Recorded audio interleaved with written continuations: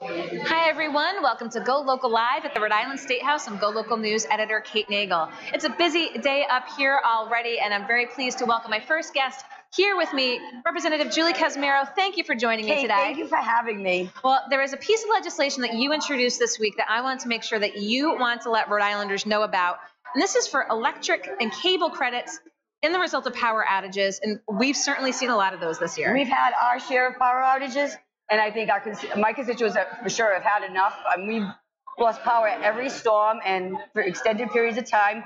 Small businesses were closed. People had to seek alternate places to stay, hotel stays, generator purchases, pipes bursting. It's just been really hard on consumers, so we're just giving them a little bit of relief. So do you expect this to be a bit of a battle, if you will? Because I'm sure some big entities might say, well, you know, we can't afford it, so to speak, but we know how big they are. Do you think you have the firepower from constituents who say, look, the little guy matters too? The little guy absolutely matters, and it's our job here to protect the little guy. I do see a battle in this, not as big as I thought it was going to be. Verizon came out and spoke out against the bill, but they're already giving the credits. If you call Verizon and after a power outage of 24 hours, you get a credit. Okay. National Grid, of course, came out against it, and the takeaway I got was that the amount of money is so small, it's not worth the work. The PUC did not take a stand on it, and they do have a question about the bill, so I do plan on reaching out to the PUC and getting their support. If I have to make a little bit of minor edits to it, I'll do it. I think it's an important piece of legislation protecting consumers and especially small businesses. Well, I'm a little surprised. If Verizon already gives credits, were they just opposing it on principle? I would imagine that if they were opposing it because they don't want to have to do it. They're doing it willingly right now. In the future, they might not want to do that. So I can understand their point of view, but it's good to know that Verizon is giving credits if you lose your power for 24 hours or more. And what have you heard from constituents on this legislation? It's gotten a lot of press. I've gotten a lot of people thanking me for doing it, protecting the little guy, protecting the taxpayer, protecting small businesses. It's all been very, very well received. Okay, so that was earlier this week. We're here on Thursday. The Assembly is about to go into recess next week, but today is going to be a busy one. What do you have on your schedule today? Today's a very, very busy day at the State House. I expect session to go longer than it has been going. We've got two gun safety bills on there. We've got the DACA bill, and we've got revenge porn on there. So I think it's going to be a lively debate on the floor tonight. And I think you're going to hear a lot of people coming out for various bills. So, yeah. Well, Julie Casimiro, I appreciate you taking the time to come here and tell us about this legislation, what you've got going on. I'm sure we'll have you back in soon. My pleasure, Kate. Okay. Thanks for having Julie Casimiro, don't go anywhere. We'll be right back with our next guest here at the Rhode Island State House. Okay, thank you.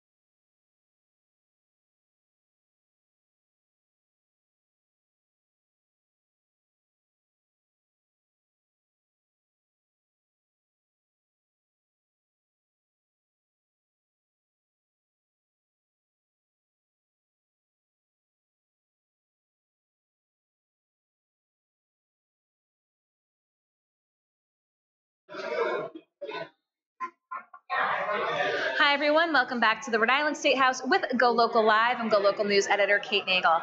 Thanks for joining us for the news and politics show today. We have a busy one for you. And if you saw the big story this morning on Go Local, this pertains to the battle in Cumberland Farms and Cranston, but specifically real estate and the feds.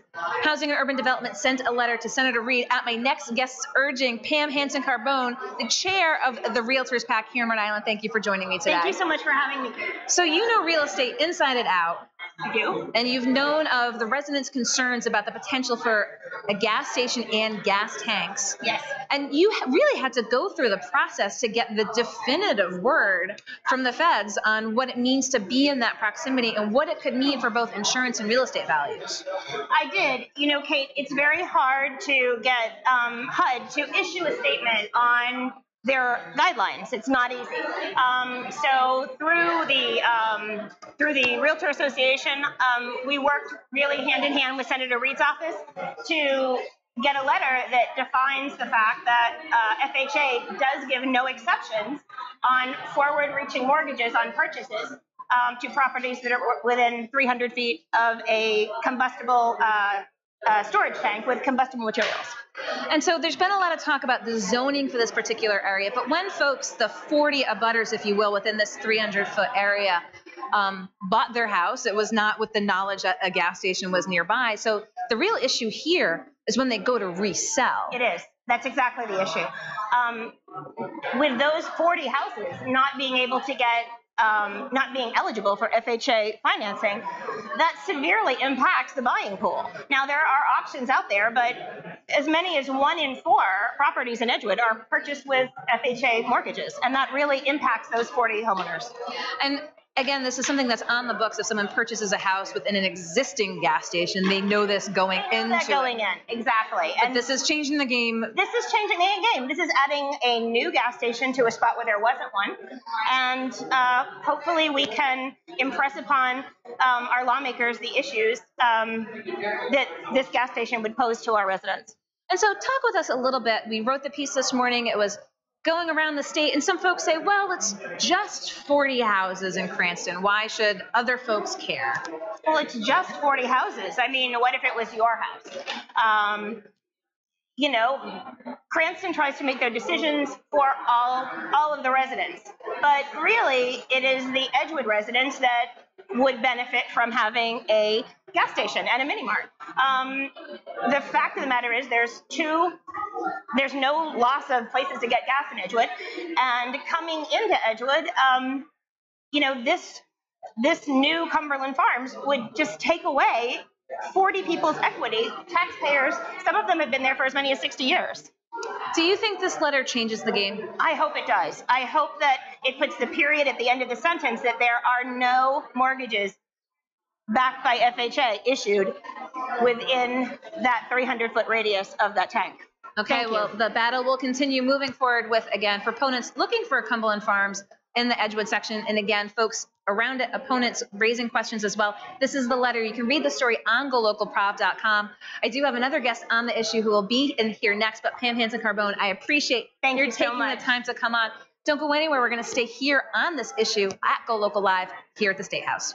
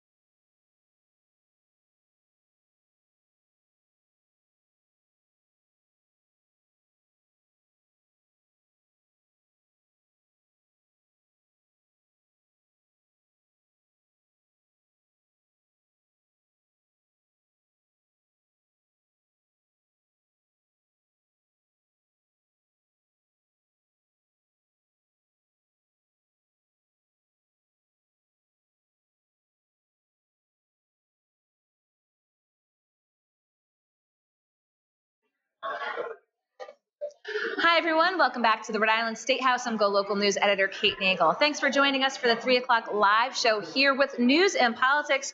We're going to go local. We're going to go to Edgewood. We're going to go to Lisa Gibbs with the Edgewood Preservation Society has been spearheading the fight against the Cumberland Farms in the area. Now, we just talked with Pam Hansen-Carbone about a letter that came from HUD pertaining to our houses in the vicinity of storage tanks within 300 feet eligible for financing.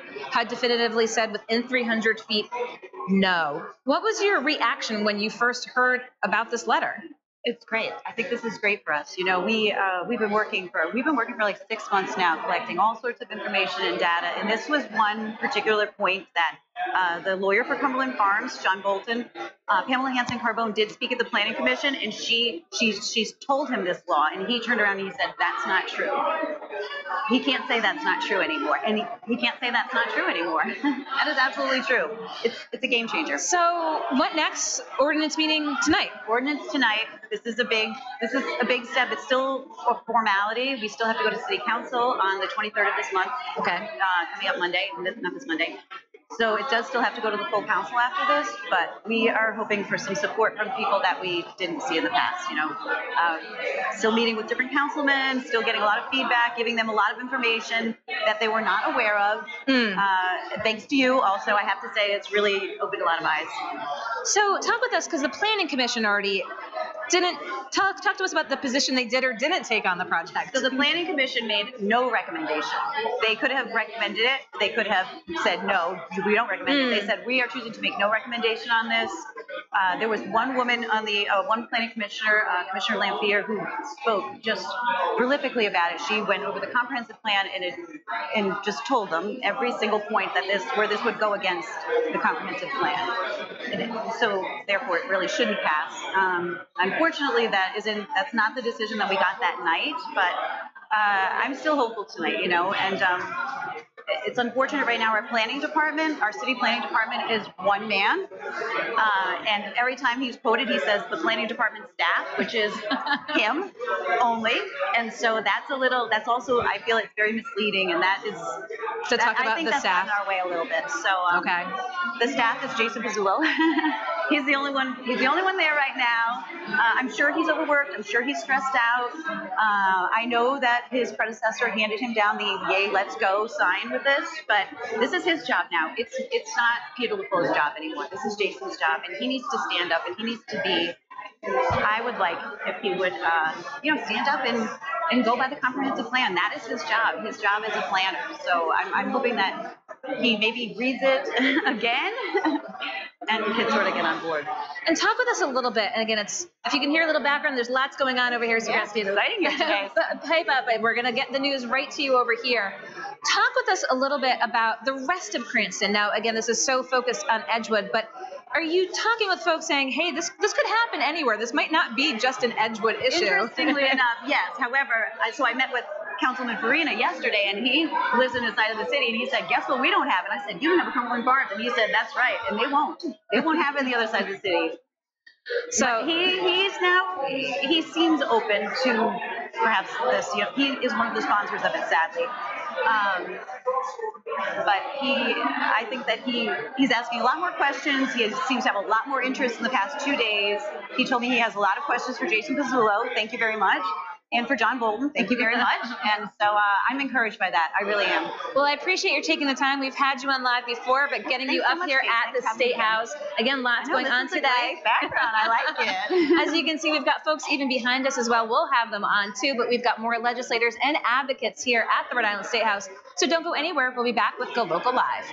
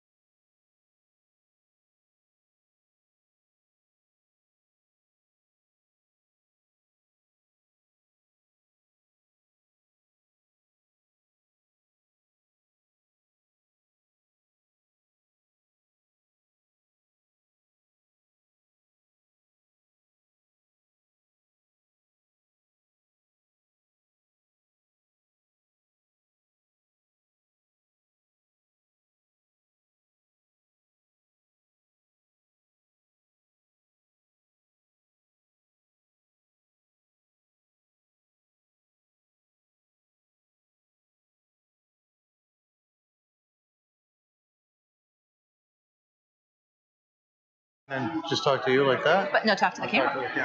Hi, everyone. Welcome back to the Rhode Island State House of GoLocal News editor Kate Nagel. Thanks for joining us for the News and Politics weekly show up here. Had some advocates, have had some elected officials. Back to another one. Representative Carlos Tabone, thank you for joining us in the studio here today. Thank you. I saw you this morning. I know, checking in on the camera, checking in with people. Tell folks today about this morning about Charter Care looking at potentially moving forward, trying to purchase Memorial Hospital.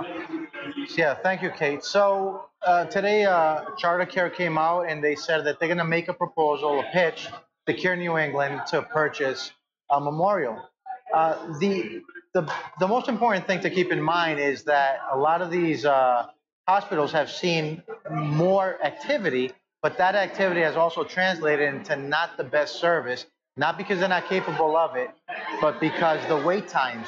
And that is the void that has been left at Memorial and that hopefully could be taken care of. So with Charter coming in, we hope that that's going to make that difference and more importantly, bring those needed services back to a community that really needs it. And not just Pawtucket, but the surrounding communities of Central Falls and Cumberland's mayor, who also mentioned that.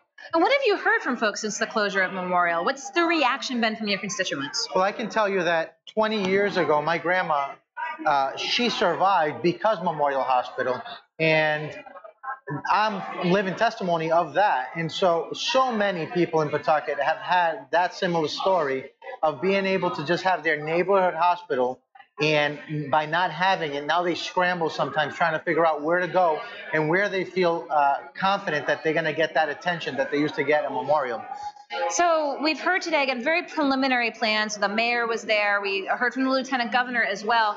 But there's a process that needs to be gone through now. And Charter Care is also looking to make sure that their reimbursement rates are in line with other hospitals in the state.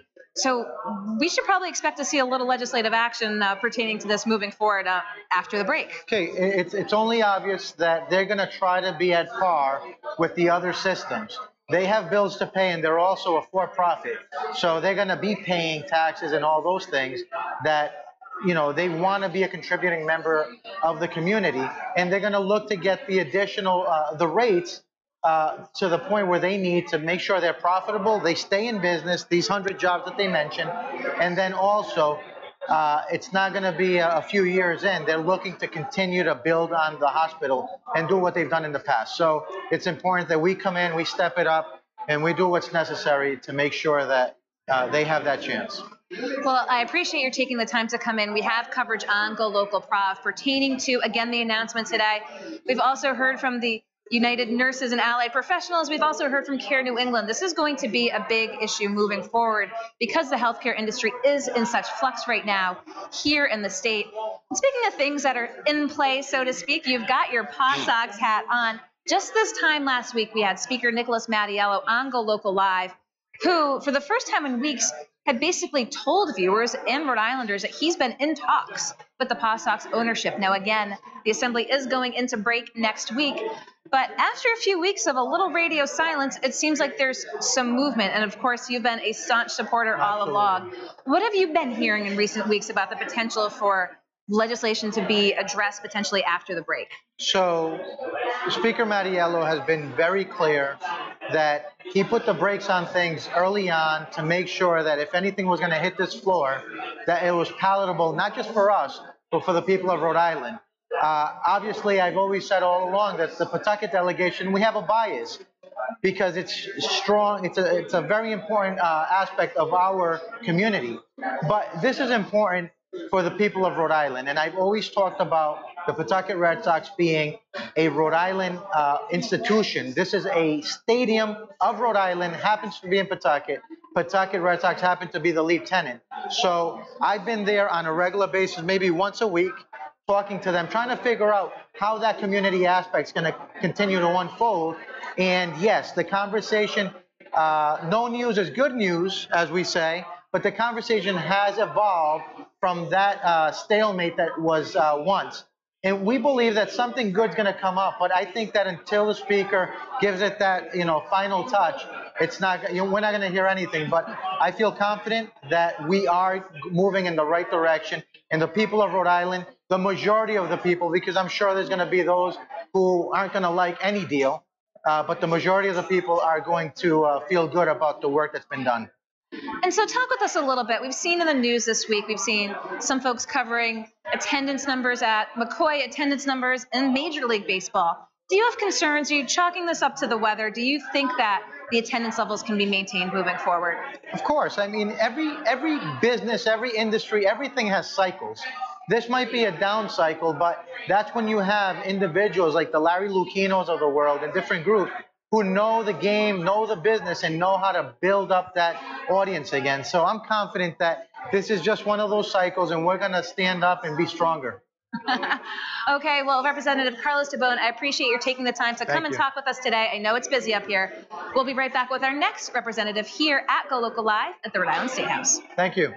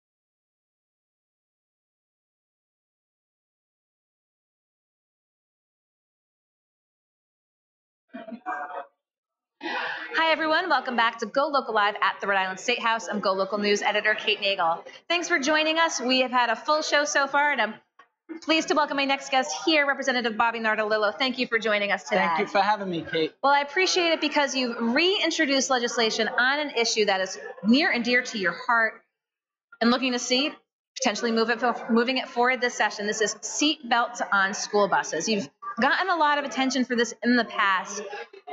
Can you move the ball forward? So there's a tremendous amount of support, and the continuation of putting the legislation in is from parents. They're vocalizing every year, Bobby, will you be submitting the legislation again?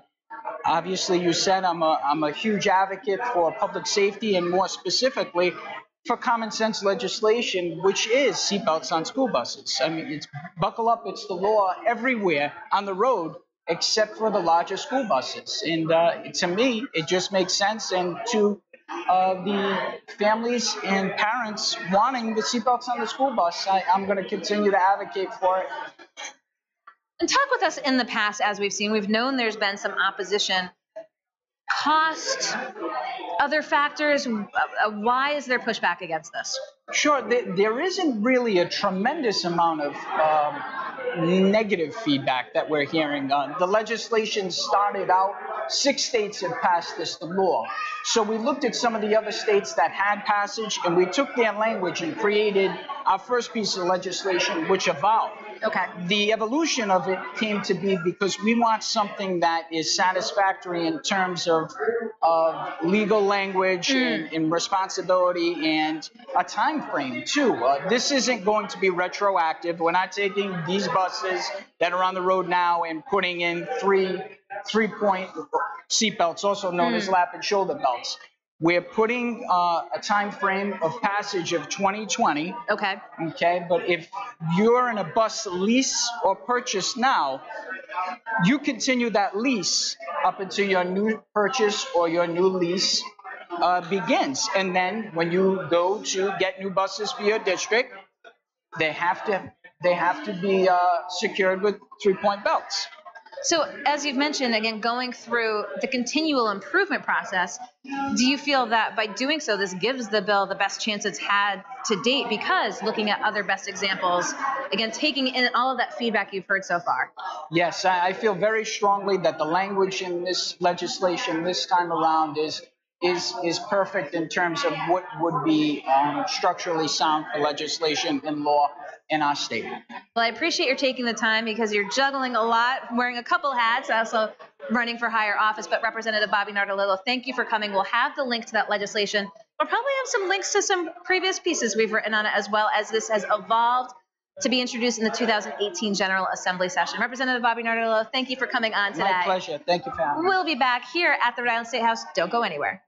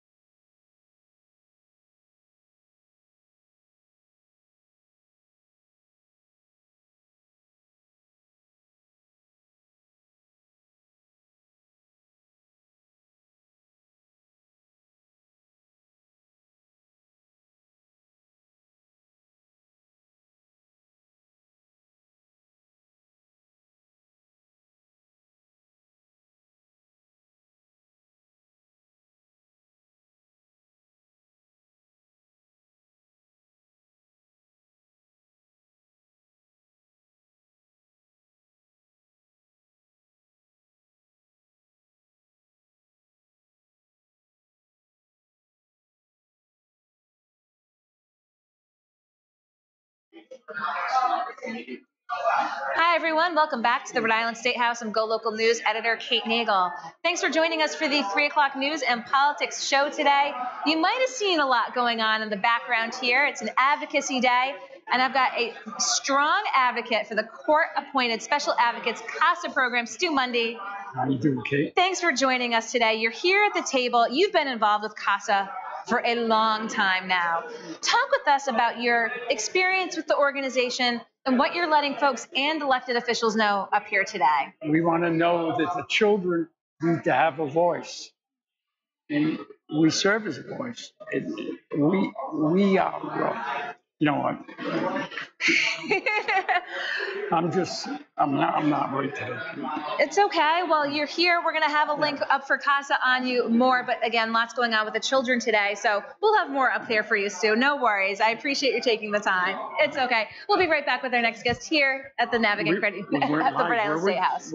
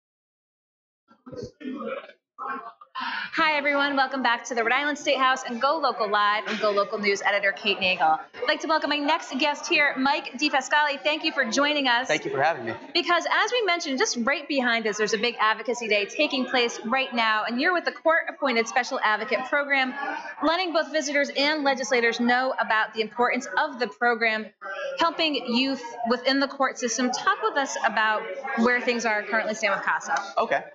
So right now, it's actually, as some of you know, I'm sure, National Child Abuse Awareness Month. So that's the main reason that we're here at the State House today, to let everyone know what we do. Here in Rhode Island, there are many kids in the system, and not that many attorneys to cover them. So these attorneys have very large caseloads, understandably. And so we're here because we need volunteers, really, people who can donate time, not really that much time, but just can go and meet with these kids and be positive role models and make sure that their voice is heard in court. And so when you make that appeal and outreach for folks to volunteer, a lot of organizations look for them.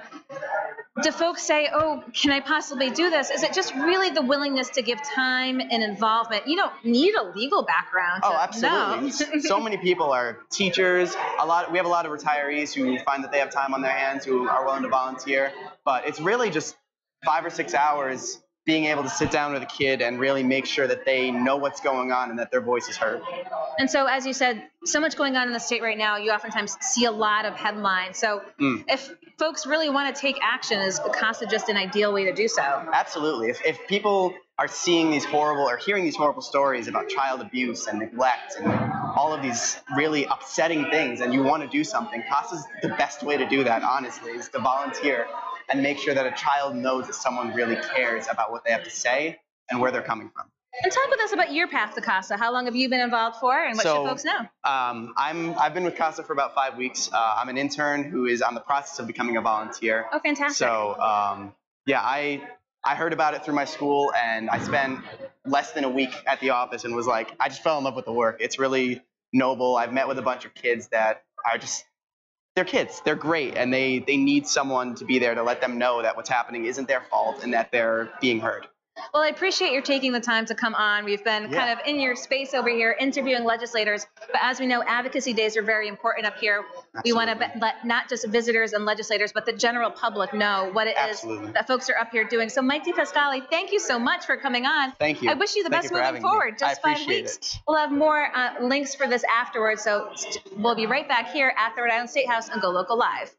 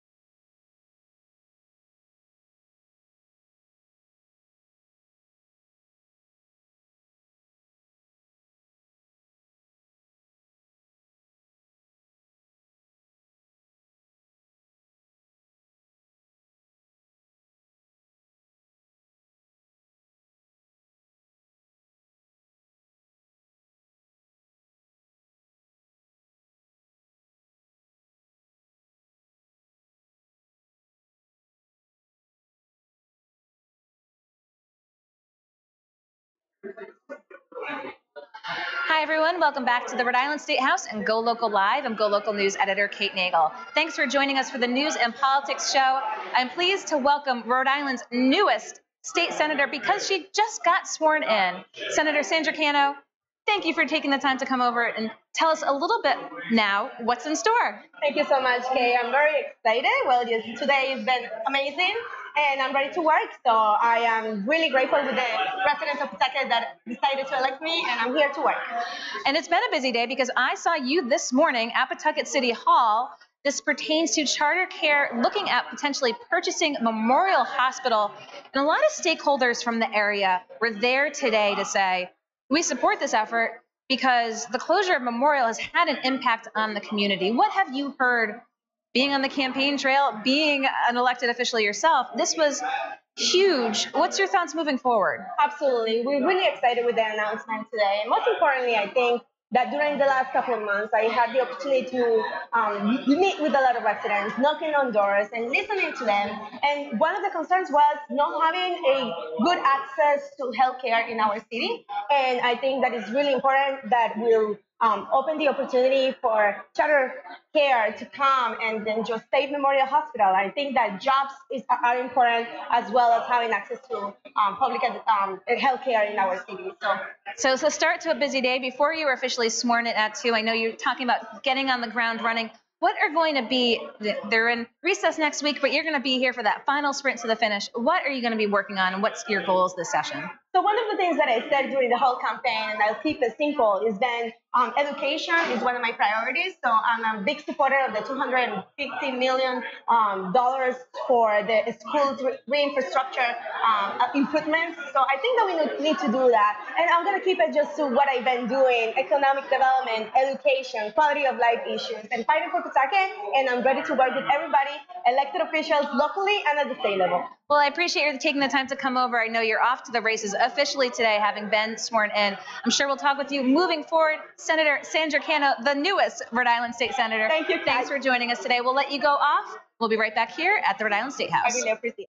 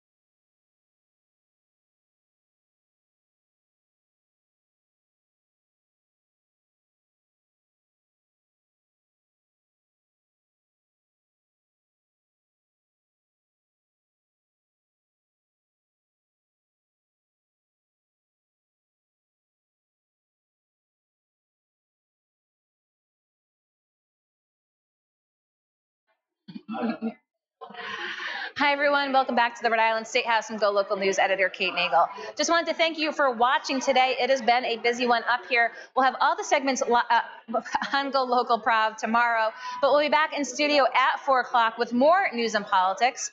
And be sure to tune in again tomorrow in the Navigate Credit Union Broadcast Center for GoLocal Live. I look forward to seeing everyone. Thank you for watching. Have a good evening. I'm GoLocal News editor Kate Nagle.